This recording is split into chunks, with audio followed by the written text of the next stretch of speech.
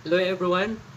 Sa araw na ito ay pag-uusapan natin ang 6 habits you must establish now if you hope to enjoy a happy marriage. Sa lahat po ng may asawa o nagbabalak na mag-aasawa, ito po ay para sa inyo at sana po ito po ay makatulong sa inyo. Na ano po ba ang ibig sabihin nito? Now, the habits you form today determine the kind of life you live tomorrow. Now, someone once said, first, form your habits, then your habits will form you. Now, what do you want to be?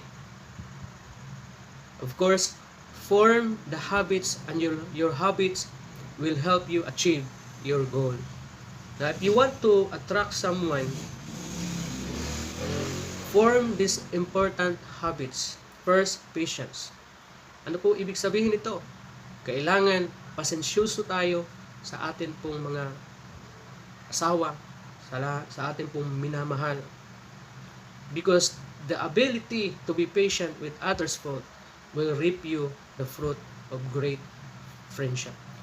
Kasi po pag mapagpatawad tayo, mapagpasensya tayo, ito po ay magpapatibay sa atin pong pagsasama, sa atin pong pag-ibig sa isa't isa. In Galatians chapter 6 says, what you sow, you reap. So ano po ang inyo pong itinatanim ay inyo pong aanihin.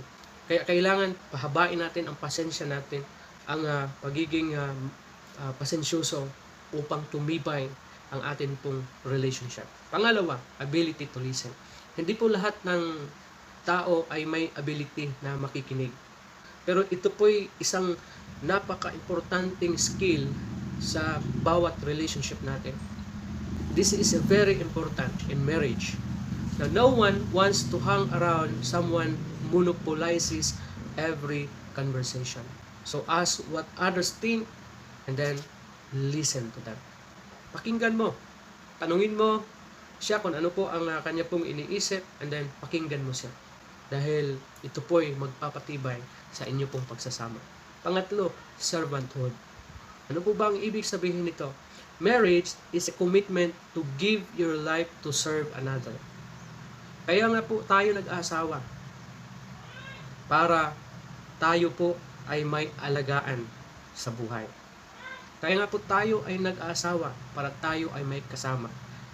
Hindi para pabayaan, kundi ito po ay para alagaan. Para pagsilbihan. Kaya kung mag-aasawa ka, dapat meron ka nitong habit na ito na handa mong pagsilbihan ang iyong asawa, ang iyong minamahal. Para sa mga wala pang asawa, dapat inyo po itong matutunan habang kayo wala pang asawa.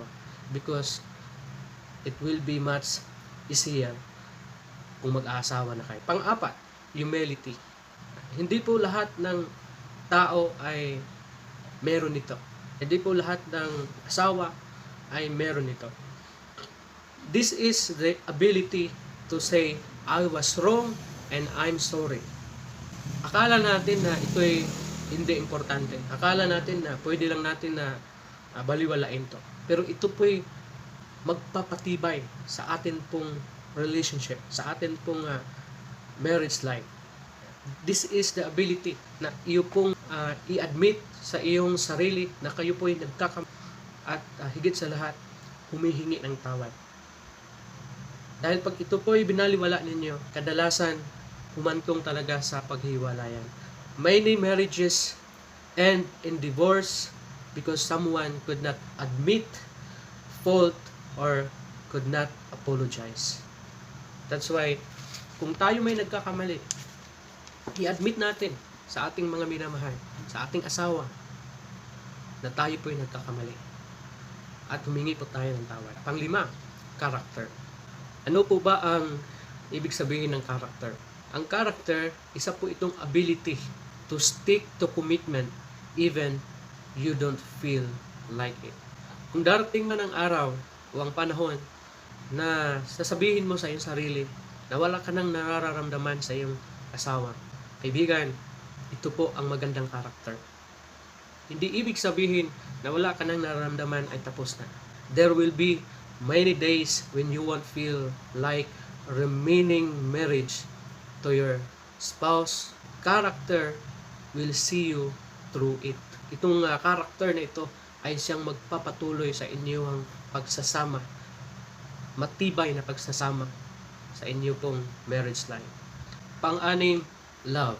1 Corinthians chapter 13, akin pong babasahin kung ano po ang pag-ibig na sinasabi ni Apostol Paul sa book of 1 Corinthians. Makapagsalita man ako sa mga wika ng mga tao at ng mga anghel, kung wala naman akong pag-ibig, para lamang akong kampanang umalingaw-ngaw o kumpiyang na maingay.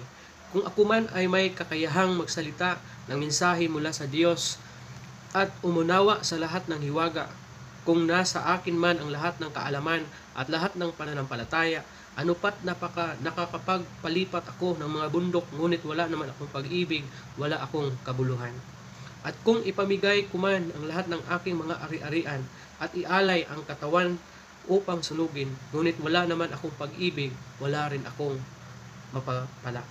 Ang pag-ibig ay matiyaga at magandang loob, hindi maiinggitin, hindi mayabang, ni mapagmataas man, hindi magaspang ang pag-uugali, hindi makasarili, hindi magagalitin o mapagtanim ng sama ng loob sa kapwa.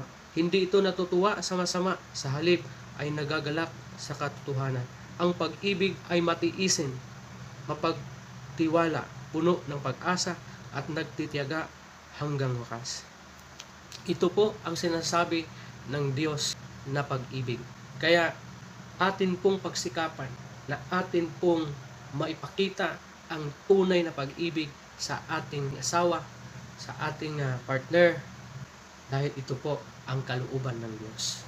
Maraming salamat and God bless everyone.